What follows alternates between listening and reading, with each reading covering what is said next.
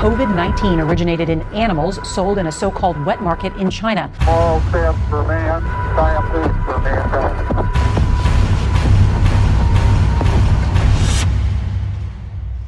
Oh man, it's going down. Episode number 2 of Conspiracy Conversations, where it actually is a conversation. We're going to sit, I'm going to ask questions, take in information, and the goal is for you as a listener to come in here, and you might have spent your whole life, I say this every episode, but thinking, man, Rubik's Cubes are yellow, and I would take it outside and fight with somebody over it. And it's not that you're wrong thinking that Rubik's Cubes are yellow. It's just that sometimes when you talk to somebody that's spent a lot of time, enough to even write a book on topics that you know about but don't know, they come along and they just rotate that Rubik's Cube a little bit and show you like, wow, they're also green. And you didn't even know. You had no idea. Now you can walk around being like, all right, forget all. Rubik's Cubes are yellow and green, and even that would be a little short-sighted because they're also red and kind of a little bit confusing. And some of you, your Rubik's Cube is just kind of a little jumbled up in your head and you're not even sure what you're looking at. I go into this conversation with a very open mind. I got more places to get questions answered than I do an agenda to push. My goal is to walk out of here and have a bigger mental and emotional vocabulary to be able to interpret the events that are happening in front of me each and every day. We use the word conspiracy. That might trigger you. But heck, what are some conspiracies that even 6 months ago you thought were a conspiracy and now they're not? Or, it might be something as simple as, ivermectin is, horse medicine and what's Joe Rogan doing taking that? And, there's a lot of things that you might have thought were conspiracy not very long ago. And we're going to dive into some of them today and see where this goes. My goal is to have people that have spent, again, a ton of time in private working out some big issues so they could come into a public setting and be able to enlighten both of us. Today's guest is a doctor. He's a father of 4. He's an author of 2 books, Leviathan and Fallen. And while fictional books, they're grounded in the reality of what I would consider Genesis chapter 6. And so we're going to kind of dive into that. Don't need to believe Genesis chapter 6, but I guarantee it's a great document. You merge it with some fiction writing, you got something pretty cool. He has a blog space called thehuffmanletters.com. Dr. Mark Huffman. Hey, thanks for having me. Well, it's like when you walk into the hospital, you get the nurses and everything line up, and you get an ovation every day. No, just doctors. You're past that now.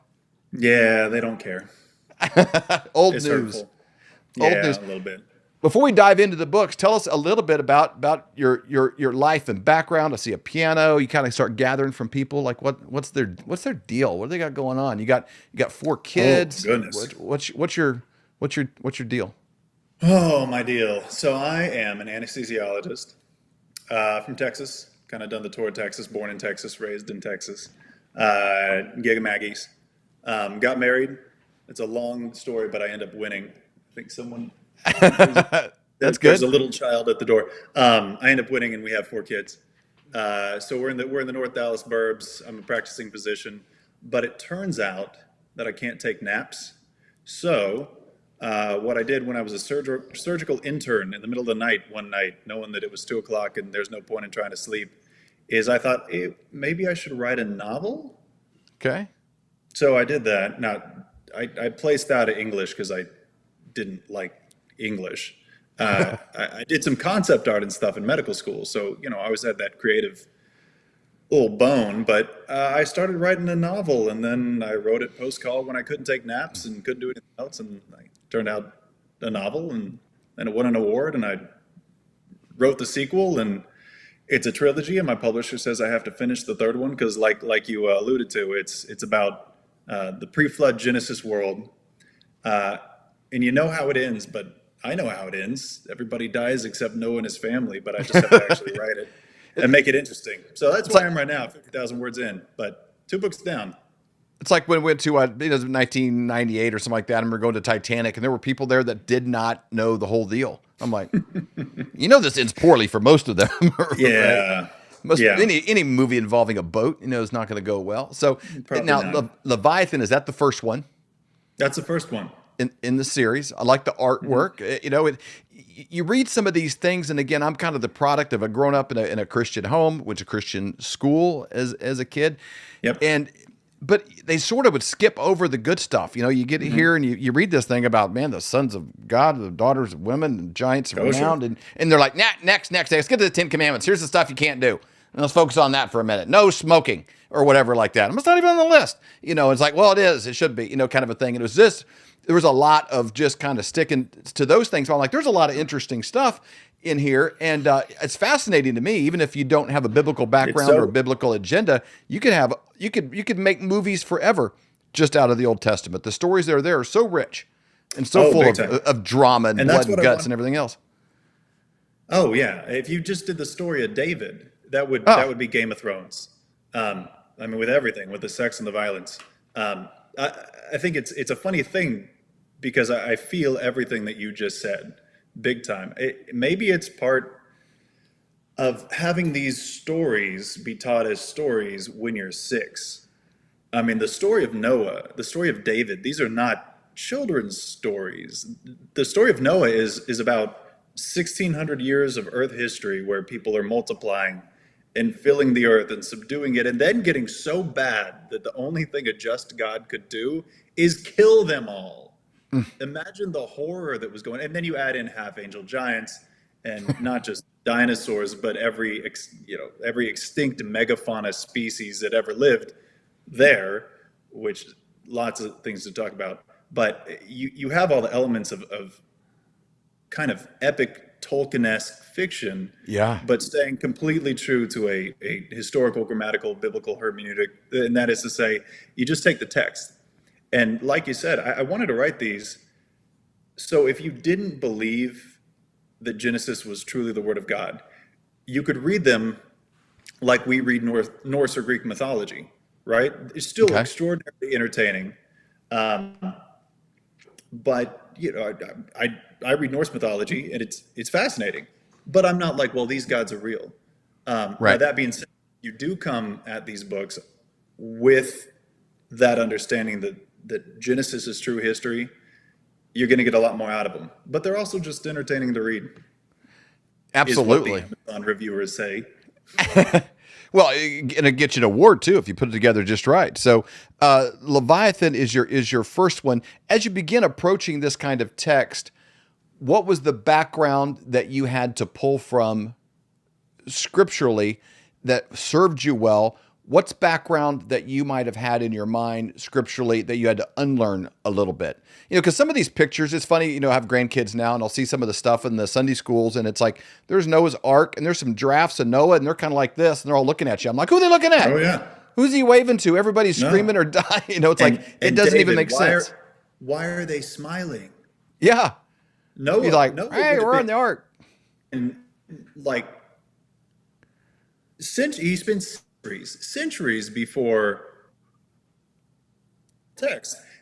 Everything that he knew for 6 centuries was gone. And before it was gone, it turned so bad that the only thing God could do was kill it. It would have been awful. It's a true apocalypse. And then he would have gotten off the ark. He's not going to be smiling and waving with no giraffes, is all I'm saying. It would have been really depressing, horrific. Imagine getting off the ark and the whole world that you knew, and he knew it. You know what I mean? Even his kids and their wives and his wife, it's all just a barren, muddy wasteland. Yeah.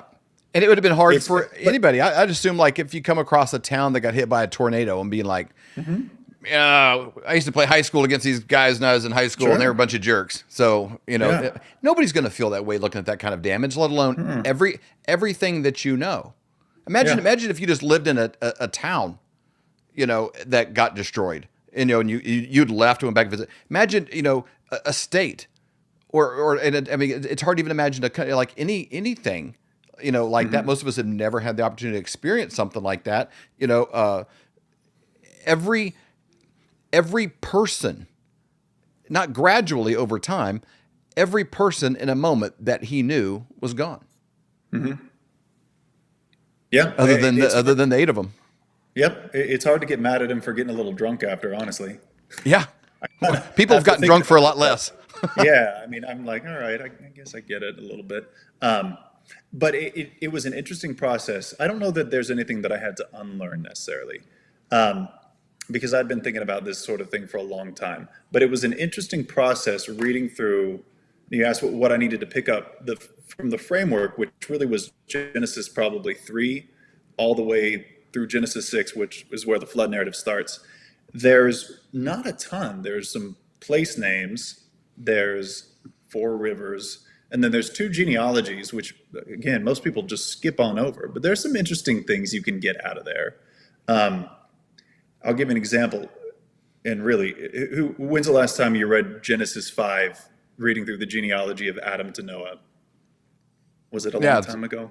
Yeah, it's been a bit. It's been a bit, and you kind of got, this guy, and then at this age he had and then they go on. Yeah. So when you're constructing a narrative, it gets a little interesting because you realize that Methuselah, who was Noah's grandfather, died the year of the flood. And then you look into Methuselah, and his name means death sent. And a lot of scholars, very little of this is my original idea as far as the actual text or the meaning of the text. The narrative stuff, I think I had some clever stuff. But Methuselah's name, to a lot of people, it's translated, when he dies, it will be sent. Well, he died the year of the flood. That's interesting. But Lamech, Methuselah's son, Noah's dad, he is the only one of those patriarchs from Adam all the way down to Noah, besides Enoch, who was translated around age 300 something, who dies not in his 900s. And if you do the math, he dies at 700 something. Looks like you got up there. Let's see, Lamech 182. So he lived 700. We do real-time fact checking here. So as you're quoting the Bible, we have it there. It's just That's good. I like it. It works for this. So 770 years. Lamech died 5 years before the flood.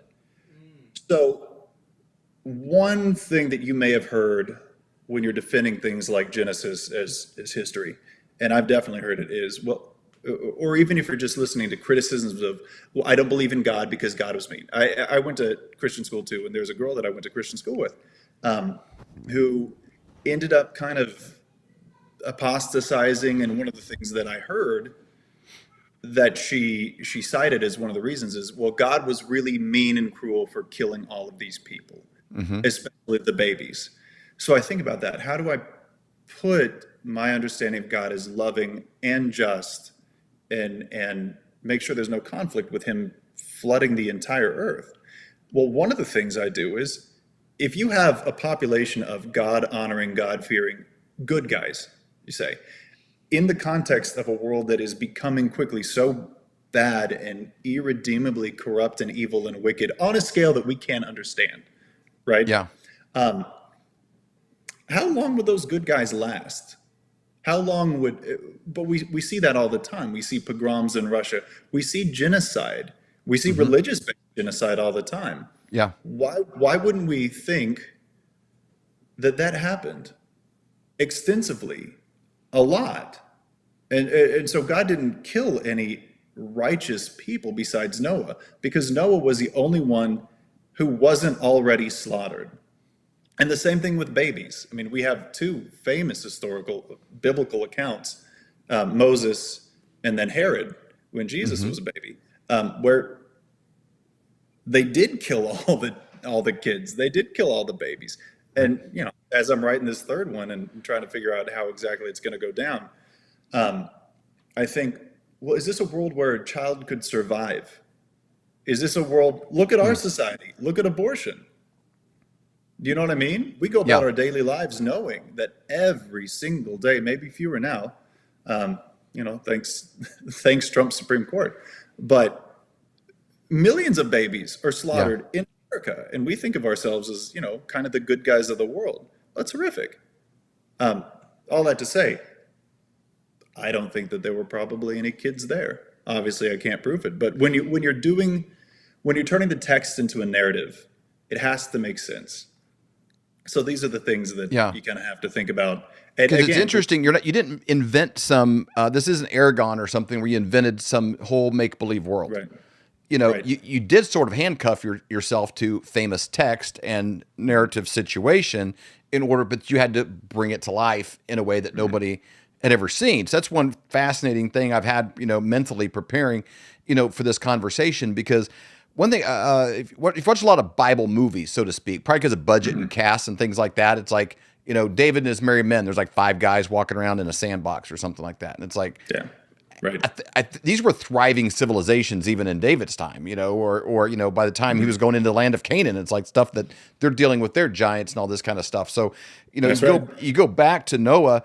This isn't like, a couple of homesteaders out on the prairie deciding to build a boat for no reason.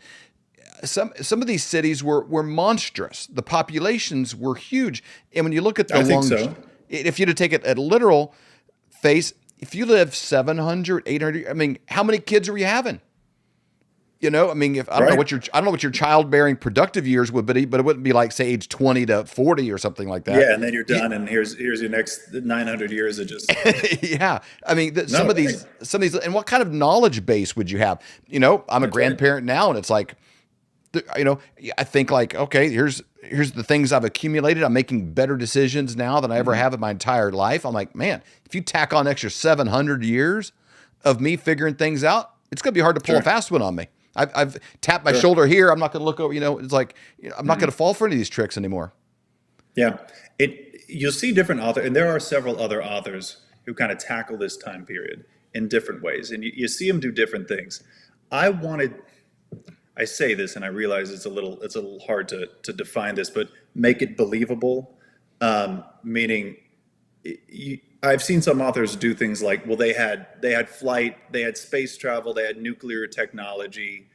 Some of it gets real into fantasy. I mean, really, really into fantasy. I wanted to find a kind of a space where it's technology that would have been believable for men who lived 900 years. It wasn't banging on stones. That's what I'm saying. I also don't think they were flying Concorde jets. Maybe they were. I don't know. But that would require a big jump from what we know. Exactly. And then again, there's a big difference between something and something you've been told. And it's like it'd be hard to add that to the I know category, to work it into your novel. Yeah. So I think I like the track I picked, but if in figuring all that stuff out, there's some fascinating technology that we just don't know about. And there's some, you want to get into some conspiracies. This is where the conspiracy stuff comes in. I don't use magic, although magic in scripture is a whole nother conversation. I say I don't use magic. There is magic in there. There's magic in scripture. It's not define Harry magic. Potter kind of stuff. Well, that David, Moses, the story of Moses. I don't mean Harry Potter stuff. I don't mean telekinesis. There's magic, and then there's. I guess my answer would be I stay in the confines of magic as defined in Scripture. And maybe some people are thinking magic in Scripture. I don't know about that. You probably do, actually. If you think about it. I'll give you an example. If you read the text of Moses and Pharaoh at the very beginning, so it's Moses and Aaron and Aaron's staff, and they go, and the first time they confront Pharaoh and his court magicians, if you recall, Aaron tosses down his staff, becomes a snake, and the court magicians can do it. I love The Prince of Egypt. It is a fantastic movie. It is a fantastic cast.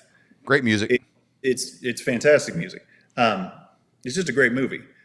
My one beef with it is that Martin Short and Steve Martin's magician characters are shown to be charlatans, stage magicians. They're illusionists. And that's not what the text said. The text said they were able to recreate it, and Pharaoh said, no big deal. I can do this too. Scram. So then Moses and Aaron turn water to blood. The court magicians can do it. The text does not say, and they tricked Pharaoh into saying, they tricked Pharaoh with water.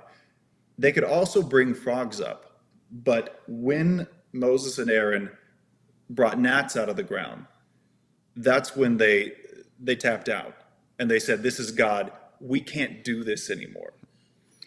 Fast forward to Canaan, and Moses is leading the Israelites, and then he dies, and Joshua takes control. And when God gives them, again, this is a part of scripture that everyone kind of skips over, the Levitical law. If you look throughout that, God commands the Israelites not to practice sorcery, not to practice necromancy, not to practice divination.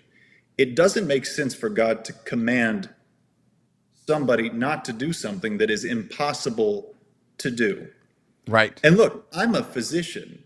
Like, I'm terminally trained in empirical science. So I totally understand how that tends to sound in our very materialistic world. But the fact is, if you're a Christian, especially if you're a Christian who believes that Jesus Christ was actually God, born of a virgin, who did miracles that defied the laws of physics, and then died on the cross in a way that relates to you personally and physically rose from the dead, so that if you confess with your mouth that he's Lord and believe in your heart that God raised him from the dead, you will spend eternity in a giant gold and gemstone city cube.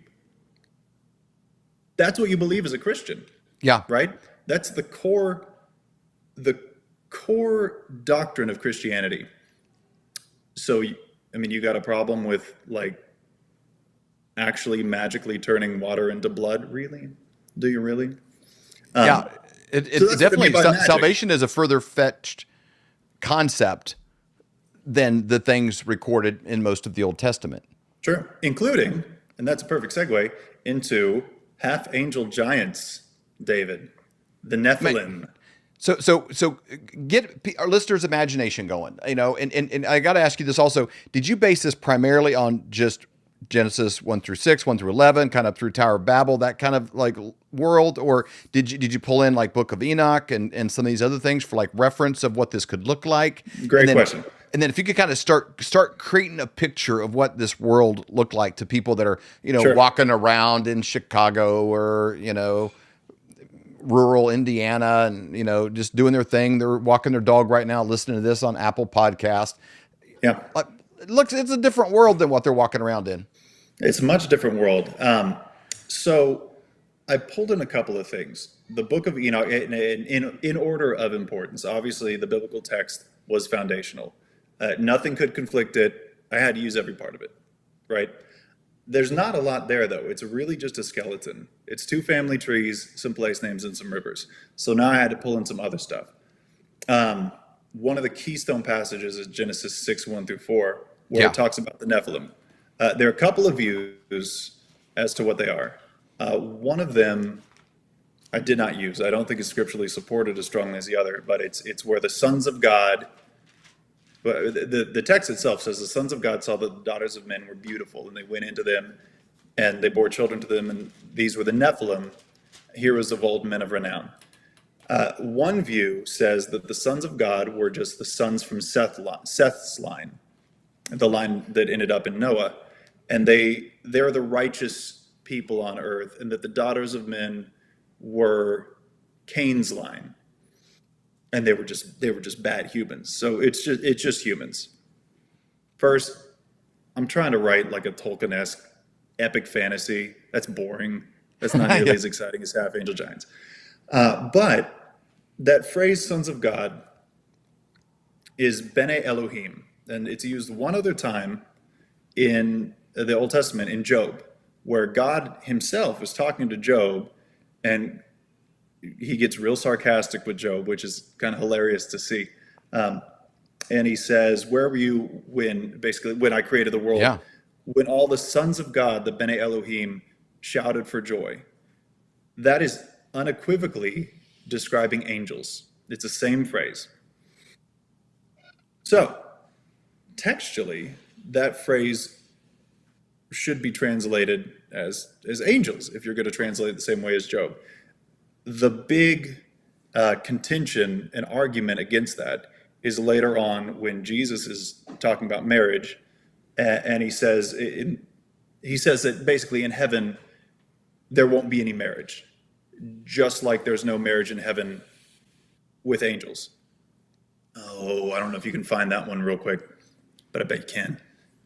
We'll see. Producer Colton's pretty amazing on it. And yeah, so we'll get it. But I guess what, and my counter argument to that is, that's talking about in heaven. That's not talking about on earth. Or then. Or then. But the fact is, Jesus is talking about in heaven there's no marriage. If you're really using a logical corollary, then actually you would conclude that on earth angels might be able to be married. And in fact, from Scripture, it's very obvious that angels can take human form and that they can perform human functions. They can come down and they can eat. They can eat with Abraham. You know what I mean? They can come down and they can, sing, walk, talk. They perform human functions.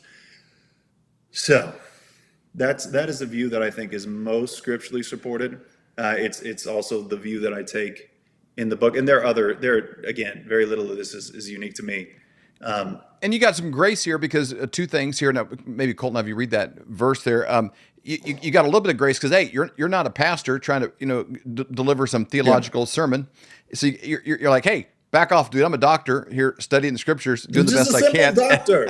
As an author, so you got a little bit of grace, on that. But I think some of this, it's just healthy for us as a people group to study ancient texts and use them, if nothing else, for hey, history repeats itself. Hey, we've been here before, on something. It's how do I interpret that, in my life? Colton, what'd you find from Jesus in Matthew?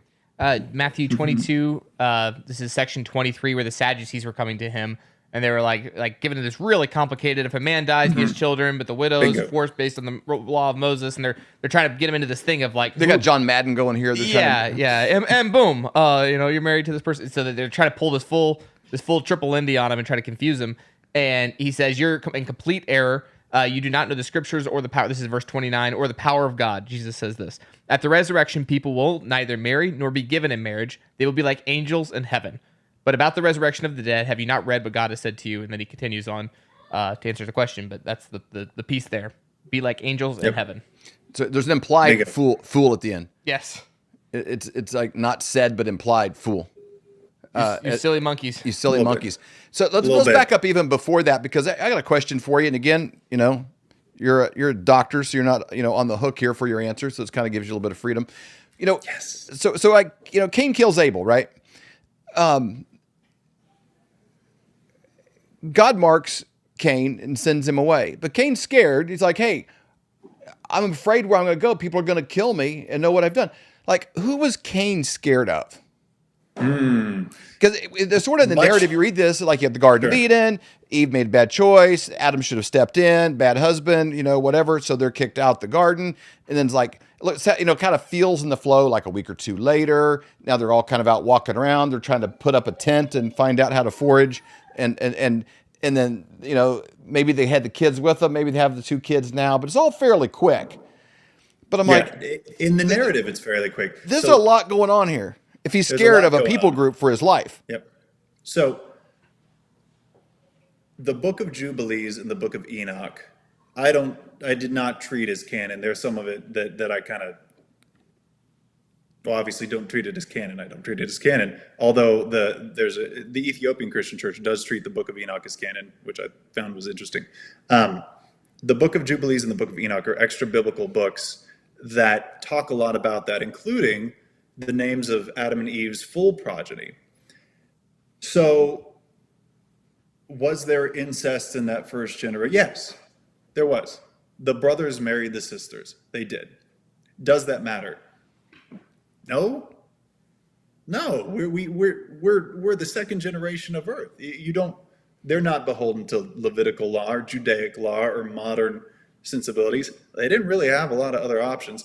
They also wouldn't have had any of sort of the genetic flaws that make a lot of sense to not procreate within your consanguinity.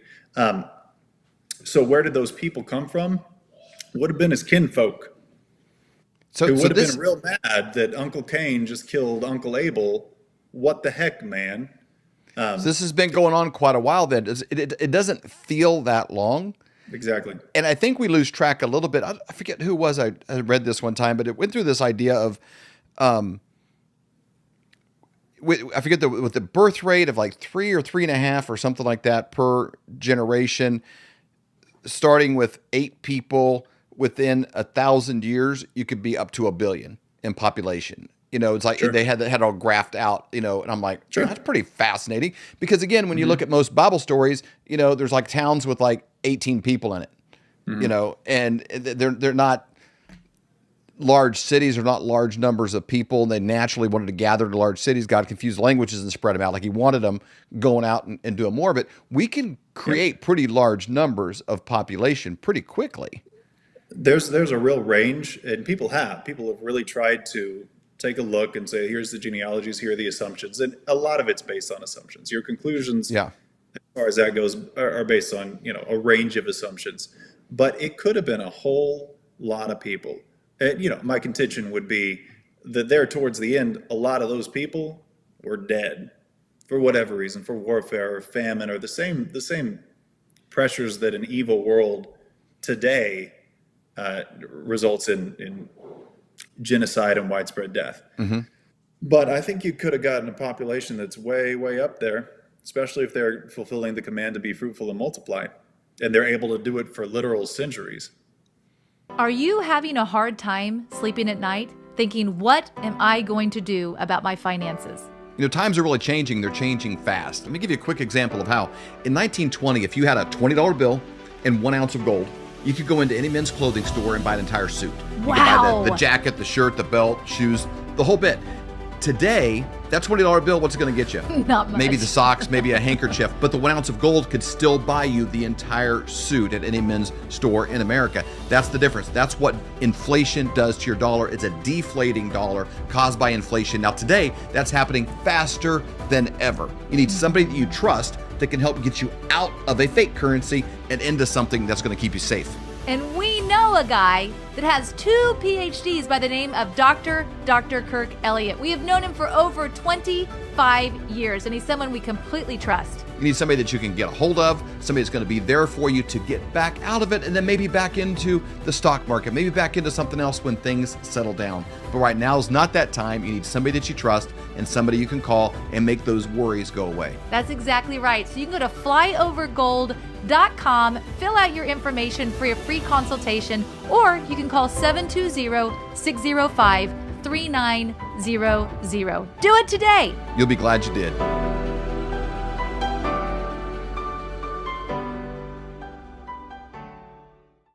Let's dig in another question in that same timeline. These are just things that always fascinated me when I'm reading this. When you look at those overlaps, and we've done this as a family. I think our kids were in middle school, but we've got these charts and we kind of draw it out like, okay, like the lifespan of somebody. And then, then the next person we did, like, okay, then this person was born. There's a lot of overlap in these timelines. So Methuselah clearly could have had coffee with Adam and they would have been around. That's how Leviathan starts. These guys all would have known each other. Sure. Leviathan starts with Methuselah grabbing young Lamech because Adam is dying. So it's Adam's deathbed. But yeah, that's overlap. Noah wouldn't have overlapped with Adam, but Methuselah and Lamech both would have. Yeah, they could have conversations. Sure they could have. There you go. So I'll tell you what gets interesting, and I don't get into this in the books, but they're towards the end. So you see Noah lives almost to and does he overlap with Abraham? Yeah. I think Noah does. Shem for sure overlaps with Abraham, which is wild. Abraham and Noah could have known each other pretty significantly, actually. Yeah, and for sure Isaac gets a little sketchy, but imagine being Noah, and I don't write about this, I just think this is a fascinating part. Like, don't skip the genealogies. Think about the genealogies. Yeah. And you can see here clearly that Lamech dies right before, just 5 years before the flood. And again, I'm going to do a whole lot of widespread slaughtering at that point in my narrative. But you're Noah. And some of this goes back to Genesis 1-4, where God says, nevertheless, I shall make man's days 120 years. And there are various, just kind of jumping around here, but 120 years there are various views on what that means. Some people think that, well, that's how long it would have taken him to build the ark. And my counter to that is, seriously? A guy over there in Denmark or Holland or somewhere built a quarter scale ark by himself in a matter of years.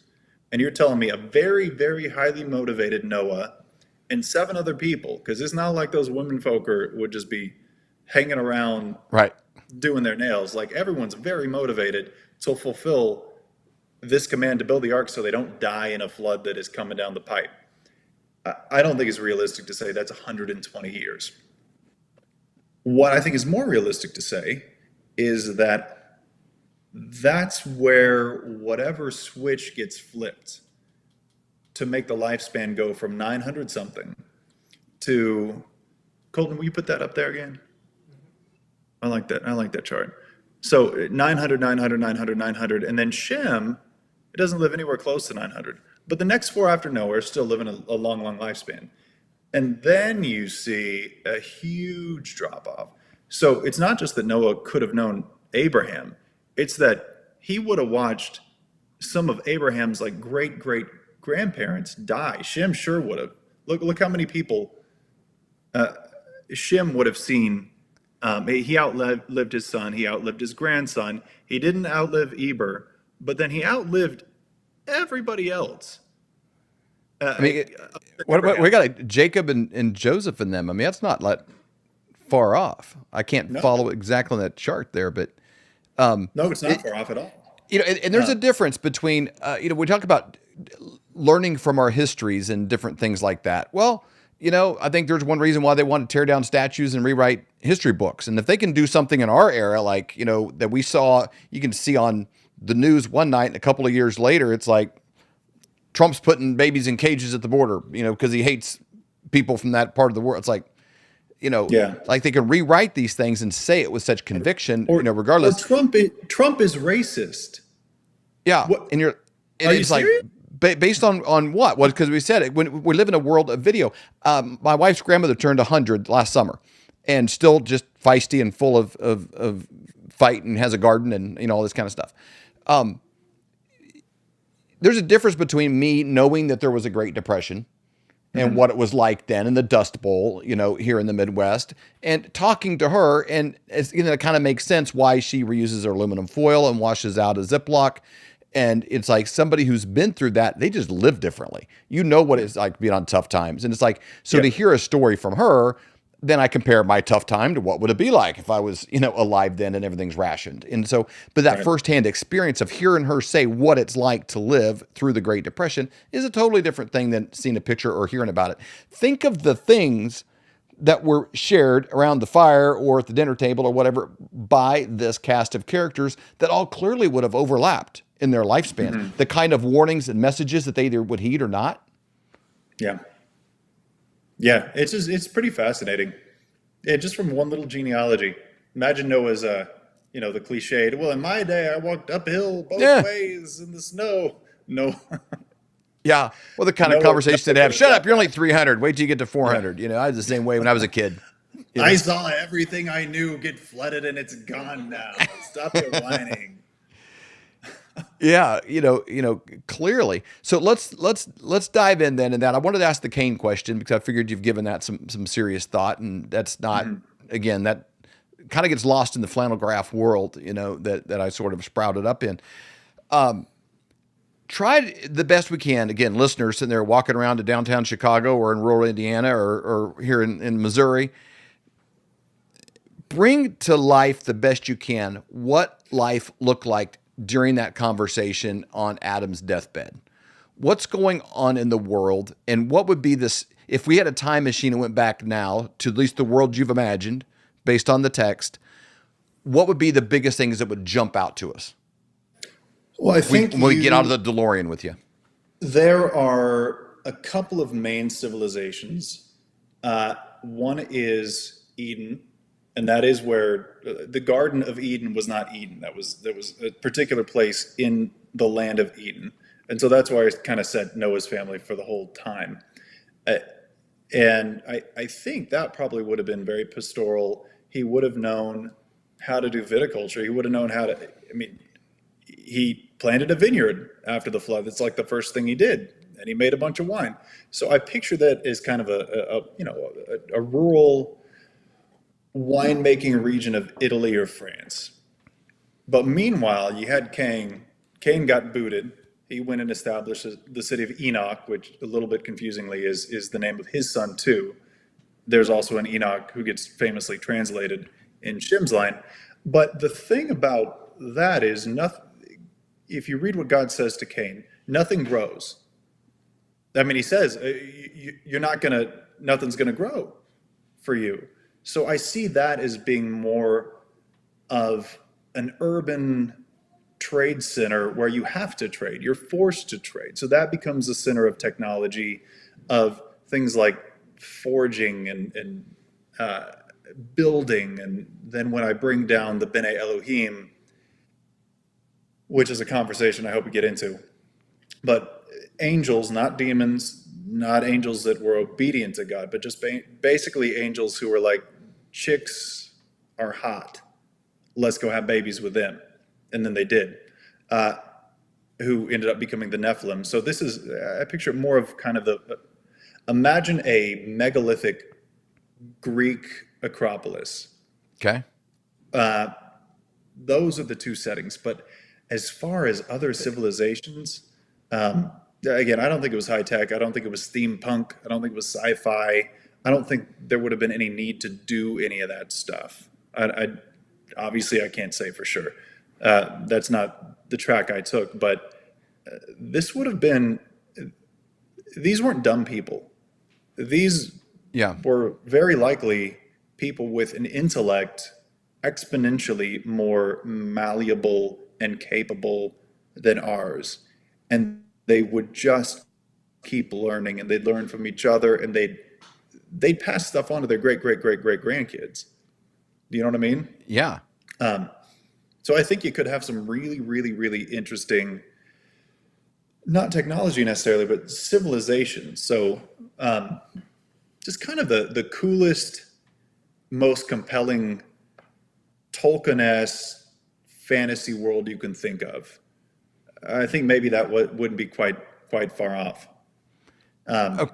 Then add to that, this is where we get a little interesting.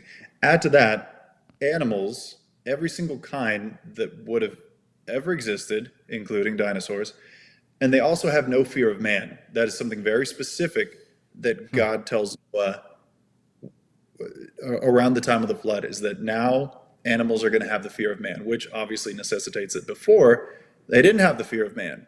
So what would that have been? Maybe you could tame them. Maybe you could tame dinosaurs and ride them. So interesting. If it's interesting. And obviously I write a lot about that in my book, because my gosh, all I wanted to do with this book is have a scene where a half angel giant rides an elasmotherium, which is a giant hairy unicorn, against a demon possessed dinosaur. And I do it. It's super dope. You got it in there because it got your name on the front of the book. It's kind of like that poster I saw one time of Ronald Reagan riding a Triceratops or something, holding machine guns or something. It's kind of one of those type of deals. Maybe not machine guns, but yeah, maybe. But somebody had to paint it just because it was in their head and they thought it was cool. Yeah.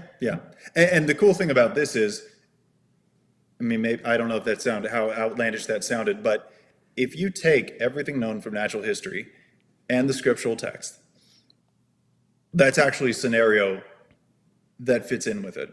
So I thought that was, there we go. There we go right there. If I was doing something fictional, that would have to be a character in it. Big Ronald Reagan fan. And if you can mix in a dinosaur with an American flag and I think some kind of a rocket launcher, then you got yourself. That's what you call date night here in Missouri.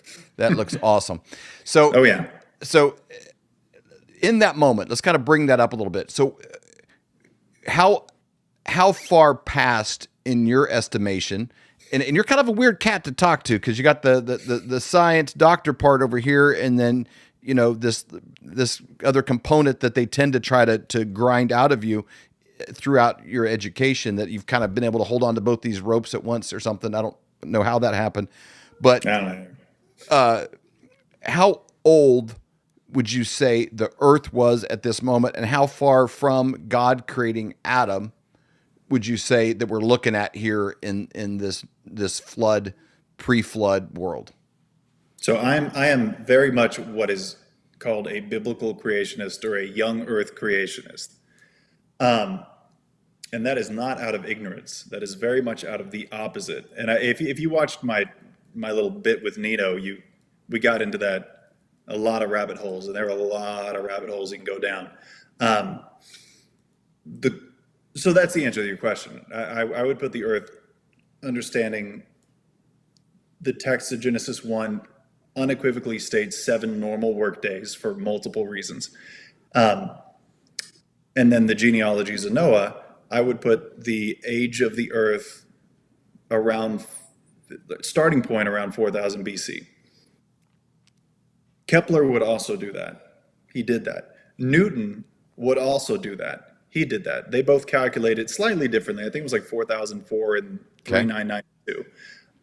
The greatest historian of the medieval period was a guy named Usher. He also put it around 4000. If you look at all the historians before around 1800, it's all around that 4,000 year mark. So my pedigree for that thought is very much a scientific one, considering Kepler was probably the greatest astrophysicist and astronomer of all time, and Newton invented physics. You know what I mean? Mm-hmm. So I'm very comfortable talking about that in any context, in biology, in Darwinian evolution, in cosmology. We can talk about the Big Bang Theory, which is really a positive curvature Robertson-Walker cosmological model, and you don't understand it correctly, even if you do think you do. That I guarantee that, because they don't teach it as it really is. Because what's interesting is you've spent a great deal of time. Again, I usually use this term. I love to have guests on the show that have spent countless hours wrestling with some of these huge topics before they stumble into the marketplace of ideas and start sharing them. And sometimes someone's quick to stumble on here. I saw a podcast about one thing and the guy said this, and so that's what I think. And I just want to encourage listeners to take in as much as you can, put it into your head, and wrestle with it yourself, because there's no, you got to be able to own the things that you believe in, not repeat what you've been told. That's exactly right. And I've very much tried to do that. You can go back to the source, especially today. You don't have to go to some dusty library in England or whatever. You got a pocket computer. You really can look up every single point of view. And I mean, I've read Dawkins and Darwin and, E.O. Wilson and Behe and a whole range of views on this. Darwin would not have worked on a young earth model. Darwin wouldn't have worked on a young earth model. He didn't work on a young earth model because he was working from a series of books by a guy named Charles Lyell, who wrote a popular work, like a 3-volume work that Darwin took on the Beagle, that itself was based on the ideas of an amateur Scottish geologist named James Hutton, who came up with this philosophical idea. It was philosophical, it was not scientific, called Uniformitarianism, where he said, just here are the rules. We can't understand geology by anything other than what we see in action today. So water erosion, wind erosion. He didn't know about tectonic plates, I don't think, but that sort of slow processes. And when was he writing? Around 1800. Okay. James Hutton. So that eventually supplanted, the general term would have been catastrophism, which it's most famously associated with a guy named Cuvier.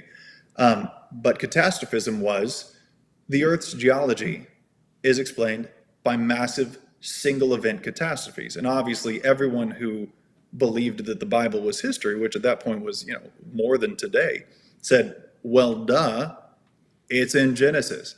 It's the Noahic flood, right? It's the flood of Noah. That's the catastrophe that defines geology. Well, Hutton supplanted that, not because of evidence, just because of scientific philosophy. And I can tell you, as someone who is very, very involved in medicine and science in general, do you know what medical consensus is? You know what that means? Explain. Now, if you hear that there is a physician consensus, that means that a bunch of doctors got together in a room, talked about something, and just kind of made their best guess, and that's the consensus. What it does not mean is we know this is true. It's the opposite, right? If you hear this is the consensus position, it means we don't know. We just kind of think this is the best. If you ever want to read fascinating y'all know who Neil deGrasse Tyson is. Yeah. It's hard to miss him in today's world because they've done the best to turn him. He's like the Elvis of science now. Right, exactly. There's a meme that's been going around from an interview he did recently with a guy who was very vaccine skeptic, very, very critical of the way that international organizations went about the whole COVID thing. There he is. Hey, buddy. And he says something about, I don't care about the individual scientists. I only care about consensus. And it's hilarious to me because he should know better. If you look at the history of science, it is replete and littered with discarded consensus positions. If you can look at the Wikipedia, there's an entire Wikipedia section on superseded scientific theories. Have you ever heard of a phlogiston? Nope. No. Most people haven't heard of phlogiston. A phlogiston, there was something called the phlogiston theory of combustion. We're talking about fire. We're not talking about something esoteric or hard to study or rare. It's fire, for heaven's sake. The guy, this is an important figure in anesthesia. There you go. I bet that's Joseph Priestley. Is that Joseph Priestley? No, this is J.J. Becher. Okay. I bet it's Bechet. It looks French. Becher. Yeah, whatever. Becher. So the phlogiston theory of combustion is that material that can catch on fire do so when they get hot enough to emit phlogiston particles. Okay. And that's what makes fire. So fire is made out of phlogiston. The guy who discovered both oxygen and nitrous oxide is a guy named Joseph Priestley. And we still use nitrous oxide on anesthesia machines. So he's an important character in anesthesiology. But from my understanding, till the day he died, he was a diehard proponent of phlogiston combustion theory. Okay. This is a guy who discovered oxygen, like the necessary component for so he's not an idiot. Combustion. He's not an idiot. He's a giant of chemistry, of the history of chemistry. You've never heard of the phlogiston theory because it's nonsense. It's utter nonsense. I went to school in Galveston, and they have a little hall in a really, really cool old building called Big Red, Old Red, one of them. One's the drink, one's the building. But one of the statues that they have is a guy named Galen. Okay. I imagine no one's heard of Galen, but Galen was, he was a famous anatomist and physician. Okay. And he produced an anatomical understanding of the human body. It's Galen's Anatomy. For 1,000 years, that's all that was taught. For how long? Under 1,000 years. Okay. And if you became a physician, you learned the human anatomy. Again, not rare, not weird, not hard to study, but you understood that Galen's Anatomy was textbook. And then a guy named Andreas Vesalius came along, and he realized that Galen had used monkeys as the basis of a lot of his anatomical studies. And was he like breaking down cadavers and this kind of thing, and that's what he made the models from? I think that's a lot.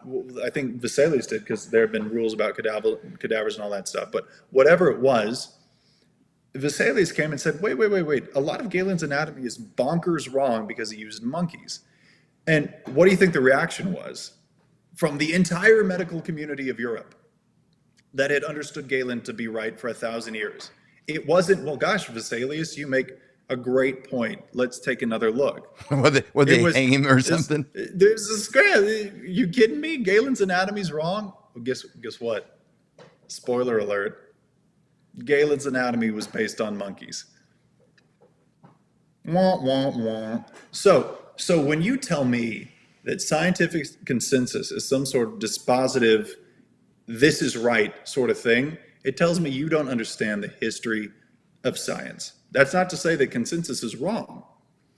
It's to say that true empirical science is ready to discard even big ideas, even foundational ideas, if they're proven to be illegitimate.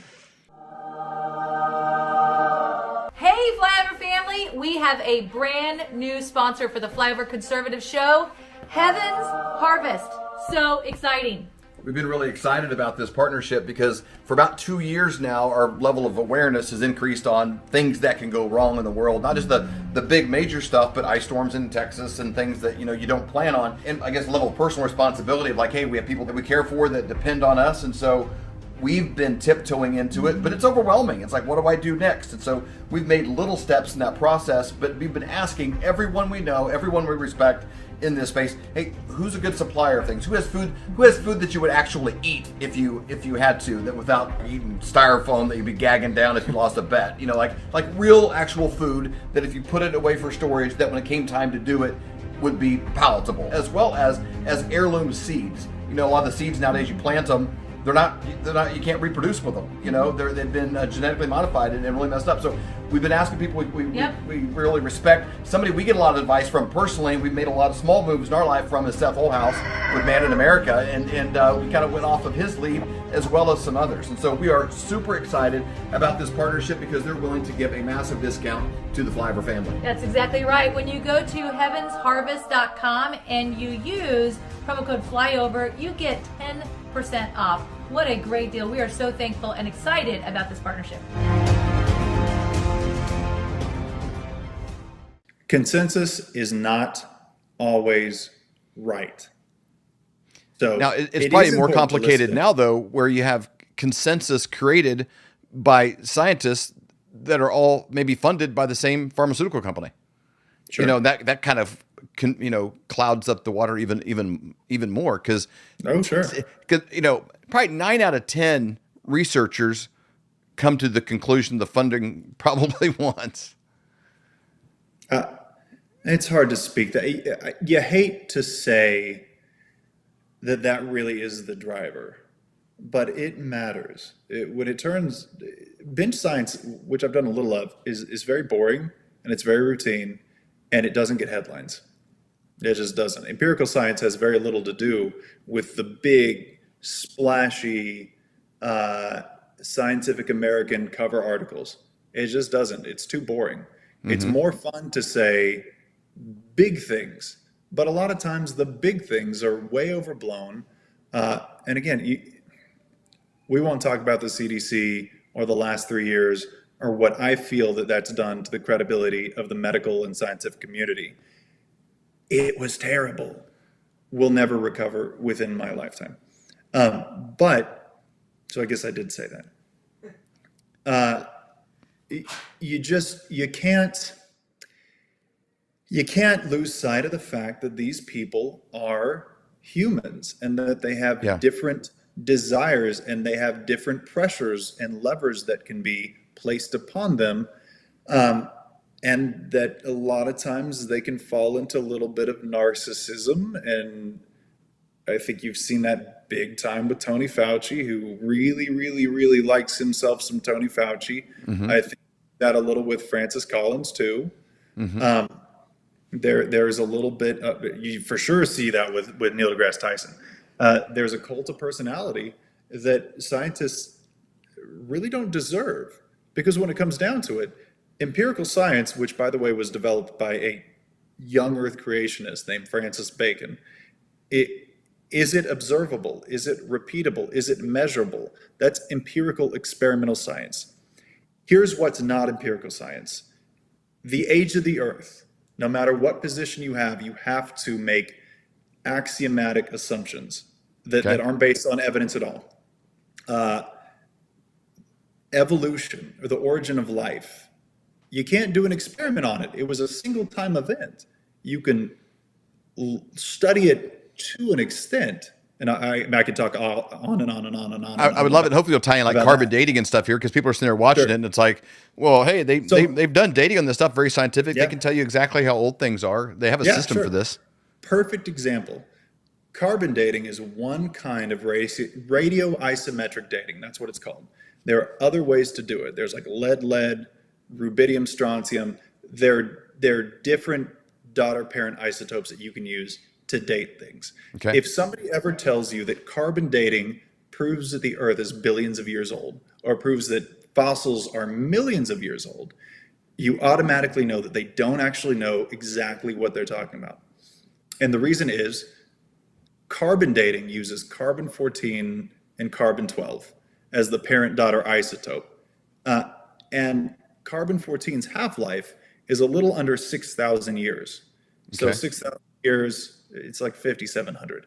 But half of it will be carbon-12. And then another half of it, so a quarter of the total, after 12,000 years, you're going to have a quarter of that original amount. Okay. Which means functionally, you got about 100,000 years before it's functionally undetectable. And I think 200,000 years or so, and then it's totally useless. It's all carbon-12. So it can't even theoretically date anything older than 200,000 years. So what they mean is radioisometric dating, but they don't actually know anything about the subject, so they say carbon dating. And this is what I mean when I say you have to have axiomatic assumptions. An axiom is a presupposition that you accept a priori. That's going to be the foundation for all of your conclusions. And I have one. I absolutely have one. It's that the Bible is true. That's my axiom. For some people, it's that there is no God. The material world is all that exists. So their conclusions using the same evidence they're going to be vastly, vastly different. Not because the evidence is different, but because the lens that you're using to interpret the evidence is different. The axiom, the foundational presupposition is different. So when we're talking about carbon dating, you have to have three assumptions for it to work at all. First, you have to know the starting ratio of daughter to parent isotope. You can't know that. You have to guess. You can't possibly know that back here, this is exactly how much there was. There we go. Yeah, nice job, Colton. The second one, you have to know rate of decay. You know the rate of decay today. You don't know that that's been constant. And I think a lot of times in a lot of cases you can assume that it's been constant. But the fact is, you don't know that for 10 million years or 5,000 years, that rate of decay has been constant. The third thing you have to assume is that it's a closed system. Because a system where one of those either parent or daughter isotopes is leaving or coming or going or whatever, if they're coming and going, then that ratio is not going to be consistent throughout that whole time period that you're trying to measure. So those are the three assumptions that you have to make just to get to a point where you can try to date something. So that's what I'm talking about. It sounds scientific when you're talking about, well, it's a science, you've carbon dated, whatever. You're still using assumptions. Yeah. And if the assumptions are invalid, well, then your conclusions are invalid. What was it about your upbringing that allowed you to go through a system that would have been an echo chamber to create a Neil deGrasse Tyson, that old Earth evolutionary based model? What allowed you to weather that, or did it strengthen it, or did you gain that in that environment? I started out with that, and I mean, we could talk a lot about how important upbringing and parental involvement and parental teaching is, and I had that, and it was good and solid, and ultimately it wasn't, hey, you got to be a young Earth creationist. That's our thing. That's our thing we do. No, it was, hey, the Bible is true. And now I'm going to expose you, me and my siblings. We were exposed to people who looked at things critically and still came to the conclusion that the Bible is true.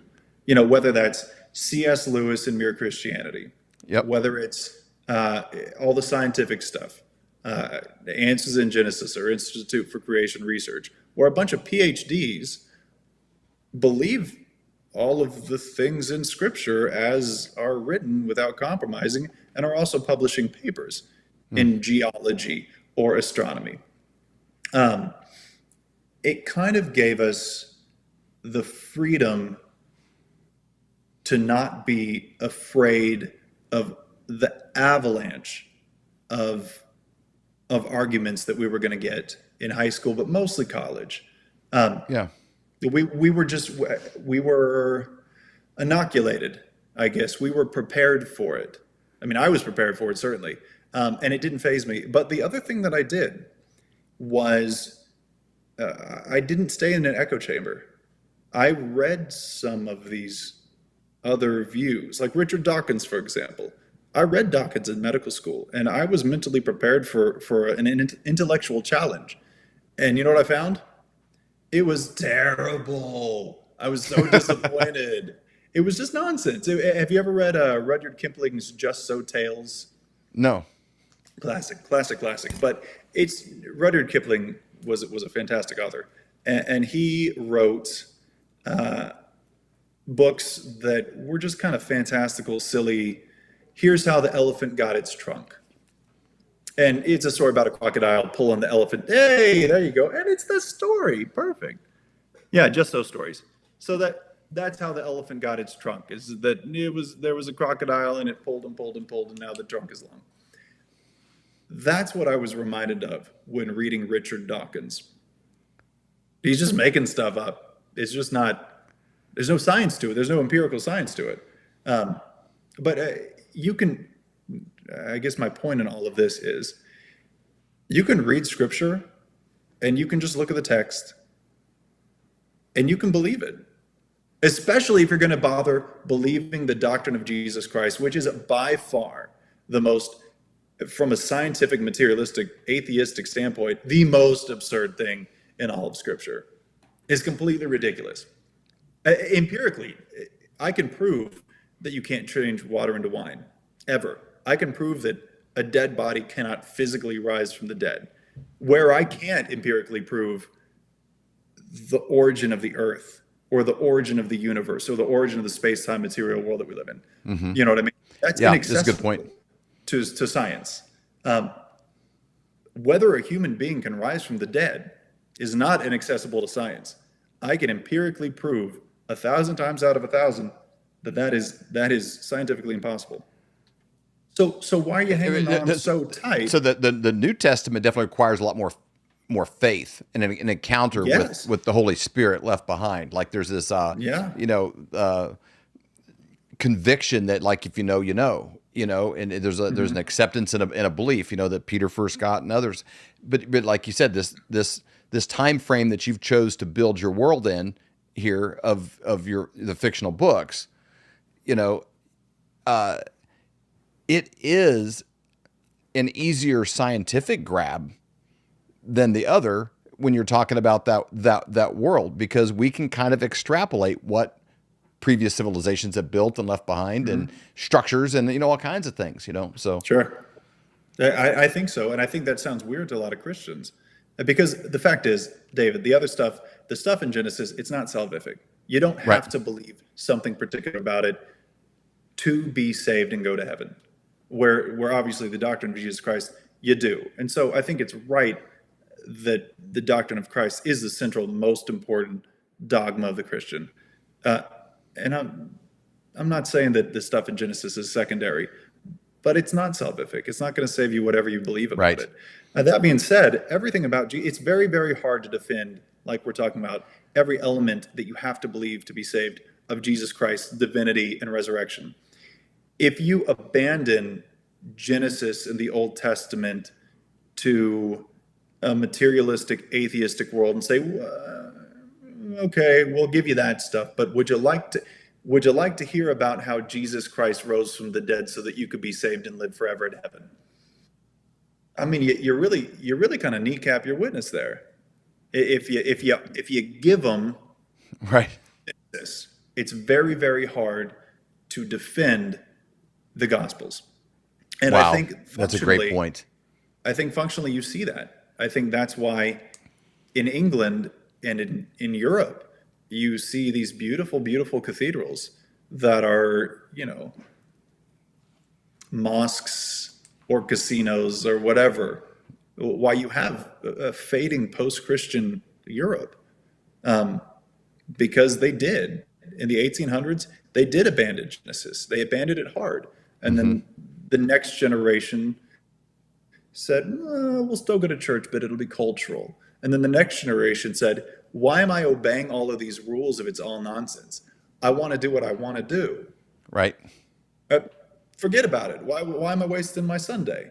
That is what you've seen. It's not theoretical. It does happen. And we're not that far in America, but I don't want to get there. Right. It's time to, and I think a lot of that has to do with educating our children, right? Not sending them blindly, into the abyss. All right. Well, I got you. Let's go back in and dive into B'nai Elohim. Let's get back into this space. What does that mean? What is a demon? What's an angel? And what's a Nephilim? Okay. Defining terms. Just off the top of your head. Off the top of my head. So an angel is a spiritual being created by God. Demons, now there are a couple of different thoughts. I tend to believe that very traditional, a demon is a fallen angel that rebelled with Satan and was cast down to earth. The B'nai Elohim, I think, is a different class than those. Okay. Either the Book of Enoch or the Book of Jubilees talks in depth and gives a lot of names for these B'nai Elohim. So it is very much the view of that. They weren't demons. They didn't rebel against God. They just wanted to have intimate relations with pretty ladies. It was strictly a primal urge that they had, that right. They weren't fallen angels. They were still part that didn't go out. Is that the deal? Not demons. Yes, that would be my contention, is that they're not demons. So there's a batch of X number of angels. Some of them are kicked out the club. You got a change of address. You're not going to live on Earth and inhabit that. And then there's 2/3. Is it a third and 2/3? Is that the number that then stayed that were good? Is that guessing? Some that's a little bit guessing. But now you said something interesting, that they weren't going to be on Earth. Demons and Satan are very much on Earth. Yeah. There is this.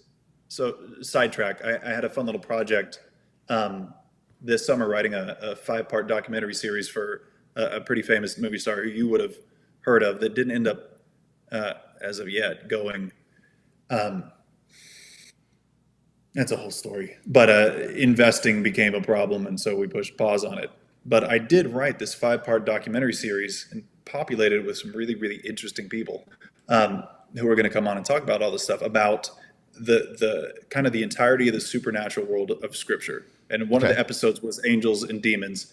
There's a guy who recently passed away, sadly, named Mike Heiser. But I would highly, highly recommend you look up Michael Heiser's books. He takes a different view on demons than I do. And my view is that they are fallen, rebellious angels who were, booted out of heaven. Now they're princes of earth. Satan's the king of earth. One of the things that I talk about in that episode is that, the unseen realm, highly recommended. In the episode about Satan, angels, and demons, I think I sent some pictures. Your perception of Satan is the king of where? Don't think, just say. The king of the air, king of the, prince of earth, king of the earth. Okay, well, you're right. I think a lot of Christians would say, if they don't think about it, they say, well, he's the king of hell. He's there in a pitchfork, and he's, like I saw in Looney Tunes or The Simpsons or South Park or something. Mm-hmm. That's where Satan lives. He's the king of hell. And my thought is, why do you say that? That's not in Scripture. He's very specifically the king. Going back to the Bugs Bunny days and all that early on. It was like, an anvil falls in your head and boom, you're there, and you're talking to Satan. But that's Hades. That's Greek mythology. That has nothing to do with the biblical Satan. He's not in hell. He's not going to be in hell until Revelation happens and he gets tossed in the lake of fire as punishment. He's not going to be king of hell. He's king of earth right now. That being said, Heiser takes the view that demons are actually disembodied Nephilim spirits. And I'm not going to talk too much about that because It's not particularly the view I take, but it's interesting if you want to read about an alternative, very biblically based view. But the Bene Elohim, again, I think are sort of an in-between class, and there is a scriptural reason why I think that. If you go to 2 Peter 2, or 2 Peter 2:4, and we could go all the way to 2:4 and 5. Okay. You get there? I can just read it because I actually pulled it up. For if God did not spare angels when they sinned, but cast them into hell and committed them to chains of gloomy darkness to be kept until the judgment.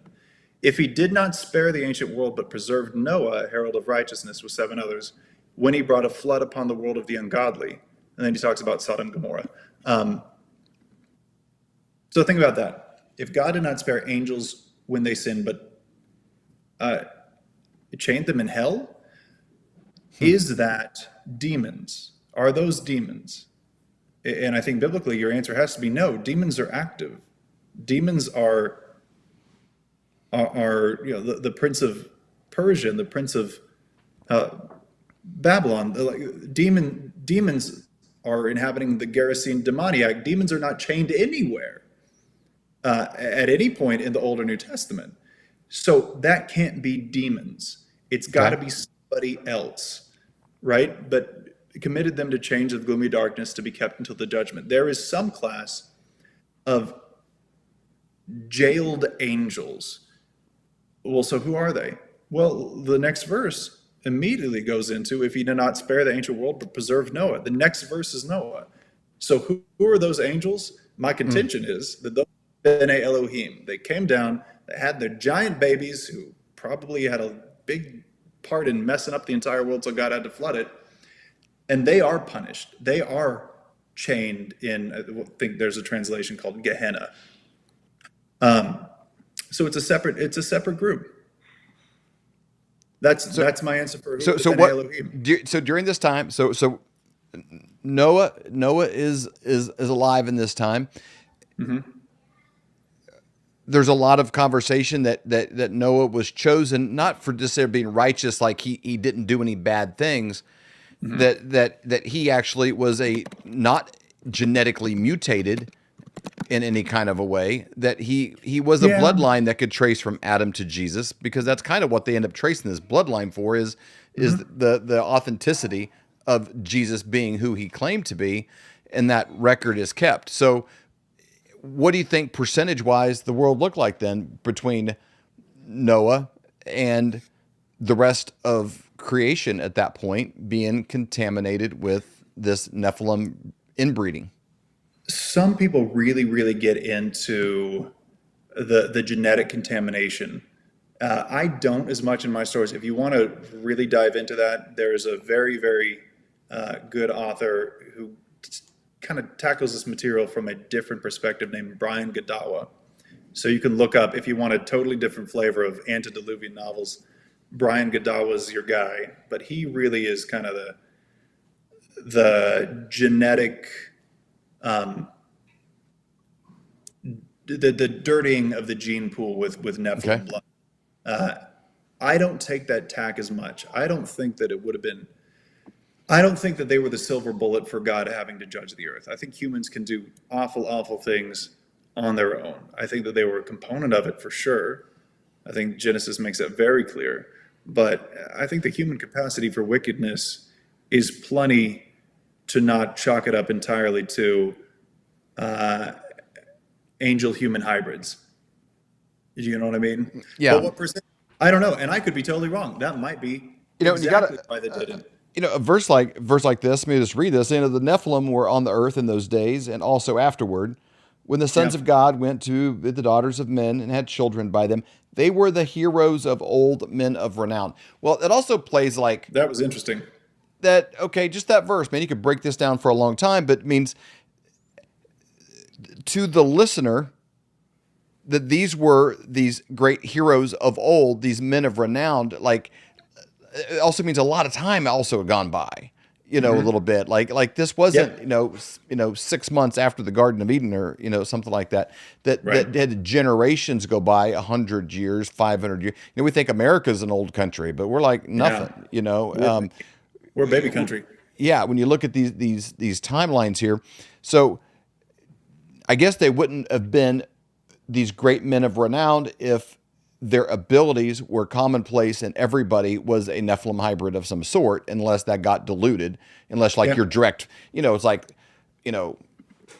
LeBron James's son is probably going to have better athleticism than maybe his great grandson, depending on, who those people marry. So, it's like, how close were you to that angel blood? And I'm sure there was a mixture of all of that and as it went around, but so they wouldn't have all been men of renown. They weren't all, that's right. What kind of sizes were these people? What kind of feats could they do? What would have made them renowned? Yeah, that's kind of the tack that I take with this. The other big part, you asked me what else I brought into it. So scripture, foundational. Book of Enoch, Book of Jubilees, little pieces, but very, very informative.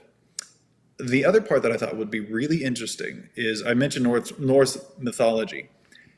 In Greek and Norse and Celtic mythology, you have this very interesting commonality, which is that the demigod, or the gods really, not even just demigods, but for example, the Greek gods, they're very much human. They do amazing things, and so do their offspring, the demigods, Perseus or Hercules. The same thing with the Norse gods, where you have like the Aesir and the Vanir, and the Celtic gods. There's a whole mythology that's less known, but most mythologies from around the world have the group of very human, not exactly righteous all the time gods, the pantheons, deposing even more powerful fathers. And in Greek mythology, it's like Cronus and the Titans. Zeus and his siblings cast them into Gehenna, which is the word that is used in 2 Peter 2, where God casts them into Gehenna. So I definitely draw a lot from Greek and Celtic and Norse mythological figures and try to bring them. So I'll explain it this way. Imagine if you are Noah and you knew Nephilim, or if you were Shem and you knew Nephilim. You actually knew these guys, and not when they were either dead or so viciously wicked that what they had coming to them was God's divine judgment. But you knew them when they were heroes of old, men of renown. That is not a negative connotation. Right. That is it's very interesting because heroes. I mean, I'm sure the writer here understood the word hero. Sure, of course he did. Especially when you get into something called Toledoth theory, and you look at who exactly wrote Genesis 6. But and I'm not saying, and here's something crazy about Moses not writing it. There's interesting postscripts called Toledoths all throughout Genesis. The first one is these are the generations. The first one's in Genesis 2, where it's these are the generations of the heavens and the earth when God created the heavens and the earth. Then it goes into the Adam and Eve narrative, and it ends with these are the generations of Adam. Then it talks about the genealogy after Adam, and it's these are the generations of Noah. And then Noah's flood happens, and at the end of that is these are the generations of Shem, Ham, and Japheth. A natural reading that I think we do too much is we're using these are the generations of as a starting point, where I think a better reading, and a reading that makes more sense, why would the generations of Noah start after Noah's death?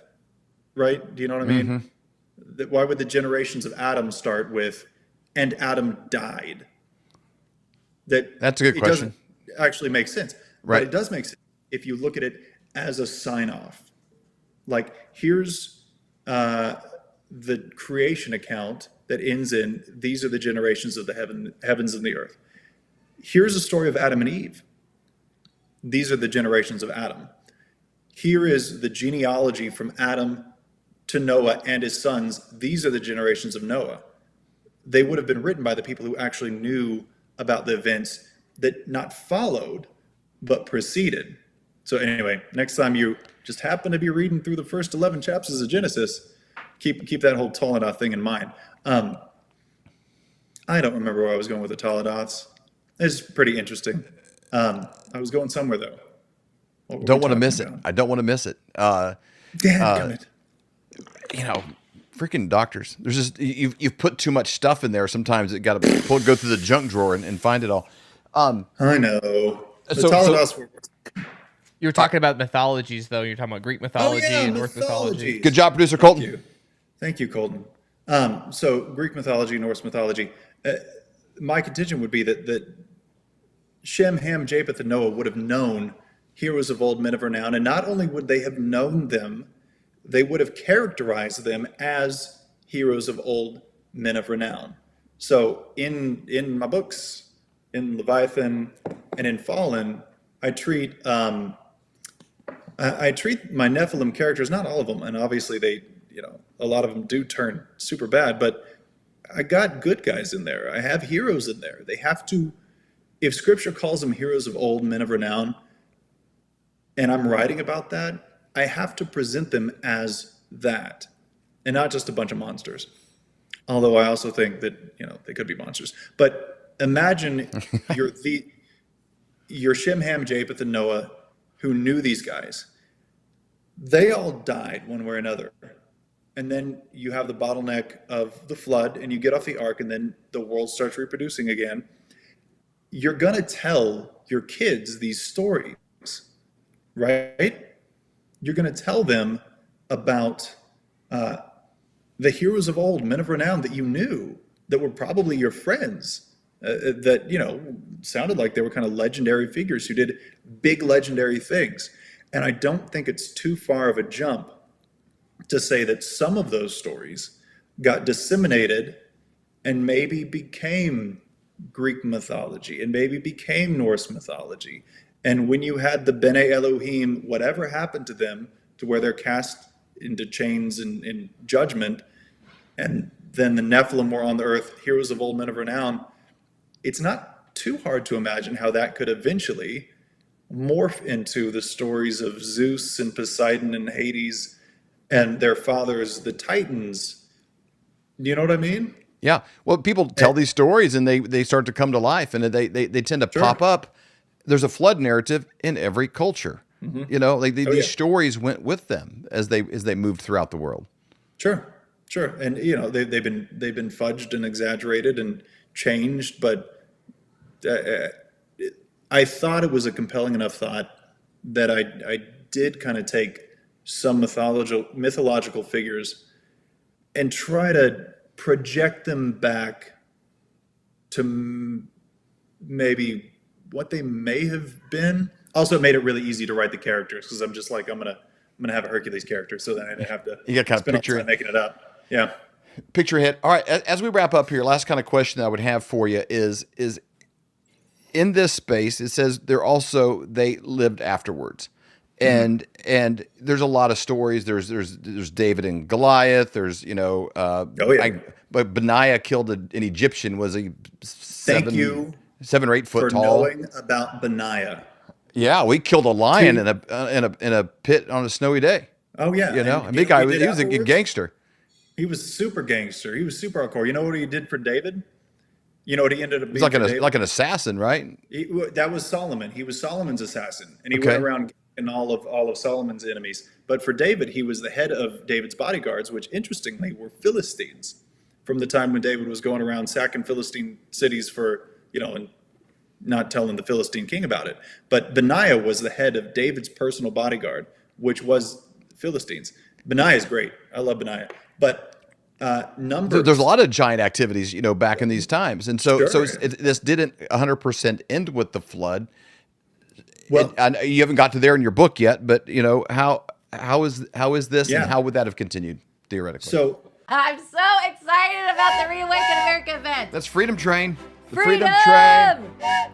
We got that event coming up here in May, and we're excited. It's going to be at the Trump Doral, and what a perfect location. It is absolutely beautiful. But we're going to have the cast of crew around President Trump. Yeah. You're going to have Peter Navarro. You're going to have Devin Nunes. You're going to have Ari Trump. You're going to have Laura Trump. You're going to have Clay Clark. These people that surround him, that talk to him regularly, are going to be there, and you're going to have an opportunity to meet them. And we're going to have such a great time. It is May Very the exciting 12th time. and the 13th, and it's not too late. You can still get tickets. All you have to do is text 918-851-0102. Text the word flyover, and then they'll let you know, hey, this is the next step, but it also gets you a discount when you do that.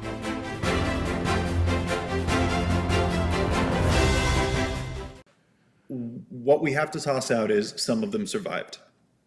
None of them survived. You can't have a flood narrative that works if they survive.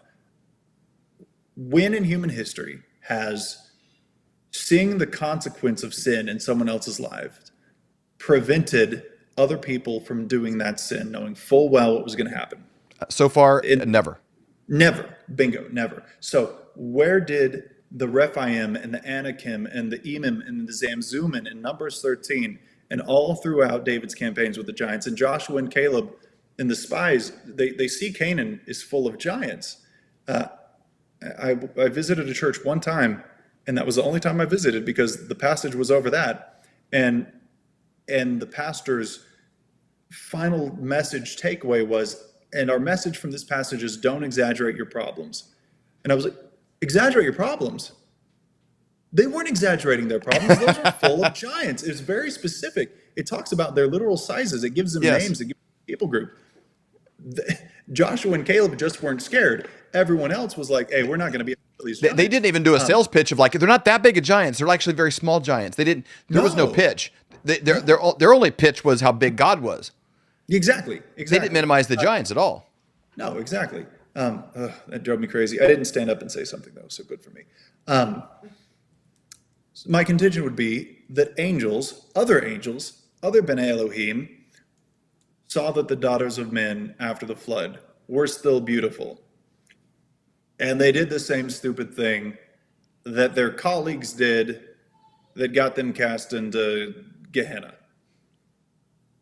Because you know what? Angels clearly have free will. They clearly are able to make bad decisions. And I think the easiest, most logical answer is there's just more angels that did the same stupid thing. Just like we humans, over and over again, do the same stupid thing, even though we have a million examples of all the bad outcomes that are surely going to come our way. Does that make sense? Absolutely. Absolutely. That's my take. It's the most logical, answer there as you go along, of what would have taken place. And it's easier. You'd have to invent another kind of hoop to jump through, probably, and some kind of a theological gymnastics in order to make something else work there afterwards. I couldn't have been more disappointed when they had the Noah movie with Russell Crowe. I'm like, what a great opportunity to tell a great story. I mean, the text just speaks for itself. Just do that. Then they work in global warming. They'd eaten all the trees. This was the problem. They didn't steward the planet good enough. And then the guy sneaks onto the boat, and he wasn't a vegetarian. He liked to eat meat, and that's why he got on there. It's like there's all these what'd you call them earlier? Axioms. Axioms. They came into that narrative with a huge agenda and messed up a story that was just laying there as low hanging fruit. They didn't even get 8 people on the ark right. If you're going to do Noah, my goodness, obviously there's different ways to take it. There are different things to do. But you got to have 8 people on the ark. You didn't have 8 people on the ark? Yeah, just the basics. I was, as soon as I saw that Aronofsky was the guy who got it, my heart sank, because I think I had just finished my first book. And I'll tell you, every author has dreams, especially when you're writing, big old, biblical fantasy, big old epics with cool special effects and people riding dinosaurs. You think, man, that movie would be neat. Production studios. If you're watching this, shout out at me. I'll even write the screenplay. But then I saw Aronofsky got Noah, and it was going to be big budget with Russell Crowe and a good cast and good special effects. And I thought, well, that's in years. That's 10 years at least before anyone will touch it. It's Yeah, biblical. So like it's not, Ridley Scott would have at least, let the text speak for itself and just told the story, and it would have been fantastic, don't but know. or somebody else like that. So Mel Gibson. Hey, Mel. oh, You would be amazing at this. Apocalypto, Passion. You'd be so good. and there's think you know how clearly to an reach audience for this. You look around what's going on right now. We have the Nefarious movie coming out this weekend. We have which is just phenomenal A-list characters. The Jesus Revolution movie recently. I didn't even know it was out. Last weekend we watched with Dennis Quaid a movie called On a Wing and a Prayer. Yeah. It's a true story about a flight. Heather I'm like, Graham. with Heather Graham. I was like, this is Yeah. just phenomenal story. It was like edge of your seat, great movie, no fast forwarding, family friendly. I could just go on and on the list, but like there is such a hunger for people to want to go and consume this kind of content. The Chosen, obviously, has done really well. So it's like I think there is a great future in this because it's what the market demands. Now I don't know how much they're concerned with that. I know every year they got to throw you at least one Top Gun, one Crumb, out there and just Right. to pay for all the Oscar nominees that nobody actually went and saw. But Yeah, I think there's a we could future for have- this. We could have a long conversation about the state of Hollywood and pop culture in general. The state of creativity. It's a zombie industry, and it's just feasting on itself. It's remakes from the 80s, sequels of sequels of sequels. That is a large topic that maybe we'll have to do one day. Continue this conversation. You got the Huffman letters, huffmanletters.com. Tell people what they can kind of find when they go there. These aren't the only books you've written. I think did you write something about toots? I did. Scroll down. Those are just nice people who wrote nice things about the books. But if you keep going down, yeah, there it is. Up. Oh, we spin past it. There fast. you go. A little Yeah, bit down. There we go. there. The Toot So- Fairy. So I stumbled into writing novels, and I stumbled into doing most of my projects. My brain thinks of a thing, and then I decide, okay, I'll do it. I guess I'll write it down in my phone. I wrote a 22-song 2-act musical based on the cosmic horror of H.P. Lovecraft, which I think is somewhere on the website. It's super great. It's amazing. I was riding with my family. We were going on our Florida. Yeah, there you go. That middle one. That one's super dope. You should read through it. It's something. And I thought in my head while my wife was driving in between Louisiana and Mobile with a bunch, 4 kids in the car who were getting a little stir crazy, I will write a poem about the Toot Fairy because that sounds funny. Yeah. And Anything with I Toot in did. it's going to be instant classic. It turned out really, really funny. And everyone kind of loved it. And my in-laws, when we got to where we were going, loved it. And then I kept writing them. I wrote one about cheese that's published. I wrote a bunch of Toot Fairy sequels now. One is published. It's called Bubbles. It's about a mermaid with a gas problem. It's as good as it sounds. One of them I wrote to annoy my publisher. All my stuff rhymes. I write in verse. And I don't make up words like Dr. Seuss, who is not a real doctor. I'd like to point that out. Yeah. And I ruined every stanza by changing the rhyming word to the wrong one. And it's just the most irritating thing I've ever written. I can't read it. And he loved it, and he was like, we got to publish it. So that's called Bill and the Bard, and that's out. But yeah, I got 4 children's books out, and they're pretty fun. If you got kids, you might have a good time. Kids, The cheese grandkids, obviously. Kids, grandkids, Cheesemaker Durdsden in particular, if you want to feel something that you've never felt before from literature, I recommend you pick up that book. Okay. It's called Cheesemaker Durdsden, and I'm not going to say anything else about That's it. that's an intriguing invite. Yes. I need to get you a copy, and you'll see what I mean immediately. My best children's author story is reading Cheesemaker Durdsden to a group of librarians at a conference. And when I get to a certain part, one of them just turns around and walks away. The book's not dirty, it's not profane, it's not obscene or inappropriate, but there's a part that just hit so hard. She just walked away. I thought it was hilarious. I've said too much. I can't say anymore. We are gonna check it out. This has been a fascinating conversation. The exact goal, what I want with these conspiracy conversations, because this is what I would call almost a conspiracy that's out in the open in church. Because people can go to church for 40, 45 years and they've never heard these stories. And so, like, why would it be hidden in the place where these are hallowed words and documents? And it's because people don't know what to do with it. They're scared to touch it. They don't know. That's right. It's confusing. It's outside of the realm of what they can quantify. They're not sure if it's really real or is it just, you know, and you know what? The Bible is a very great and interesting book if you take it at face value and dig into it a little bit on your own. And I'm so glad that you have. Yeah, and I agree with what you said. This stuff is relegated, whether it's Noah or David, it's relegated to the felt board when you're 5, and then it's never ever touched again. And I think that's such a disservice, especially because there's such compelling, interesting narratives for a culture that is getting overwhelmed by Game of Thrones and superhero films. And then the Bible is treated as some stodgy, kind of dusty, boring guys in robes with sandals. Okay, I mean, not in. Yeah. My goodness, read through the narrative of David. It's got every single. George Martin could dream about writing something like that. Just that alone. So guys, check out Leviathan. Check out Fallen. We're going to put the links to both of them below. You can get them on Amazon. You can get them anywhere books are sold. We'll put the links down below. Check them out. Give yourself something good to chew on. Again, it's a fictitious novel, but it might start putting some skin on characters that you do know and that are from God's word. And you know what?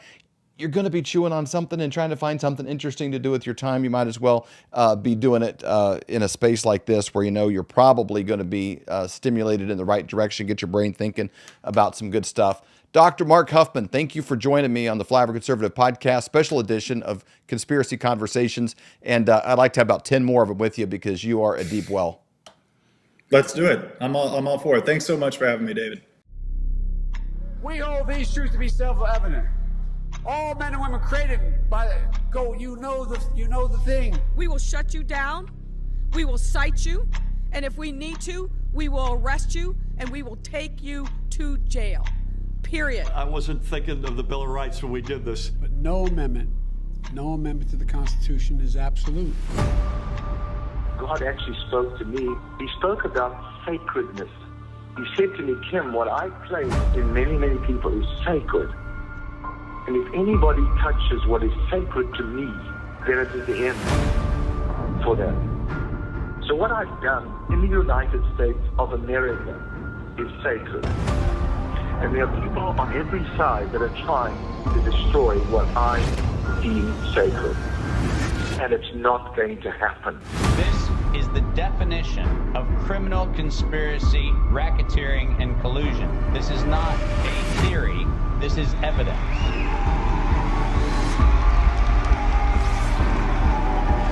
Because I have upheld this country to spread the light to the rest of the world. When you choose to go against the sacred thing that God put into the very heart and the soil of this nation, this was sacred to God.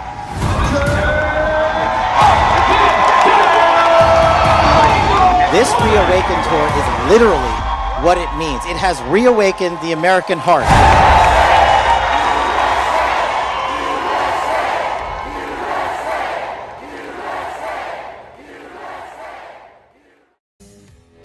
We hope you've enjoyed this episode of the Flyover Conservatives podcast with David and Stacy Whited.